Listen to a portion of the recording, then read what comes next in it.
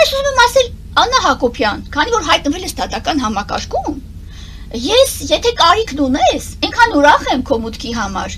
Կուզես քո իրավունքները պաշտպանեմ, բայց հիշի 12 տարի կարա տևի, որովհետև քո Նիկոլը, սենց ասենք, քո Նիկոլը այնպես մի հատ երկիր ա ղեկավարում, որ դատարանները արդեն կազմաքանդվում են, կազմալուծվում են, ոչ օբյեկտիվ, կողմնակալ եւ չգիտեմ, չհակեշներով ասեմ, թե չհակեշներով չասեմ, կոռումպացված դատավորների միջոցով։ Դուք ինչի դատական համակարգ ունեք, ոչ դու գնում ես դատարան, բայց դատարանը ձերն է, պետք է դատարան գնաս, ուշ պետք է գնաս։ Ձեր սեփականաշնորհած դատարանն է։ Հիմա արի ես քո իրավունքները պաշտպանեմ, քո ազատությունները խախտված պաշտպանեմ։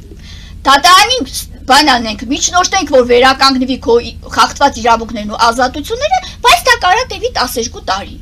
Բա ո՞նց է Աննա Հակոբյան, 12 տարի սպանության գործ են քննության առնում դատարան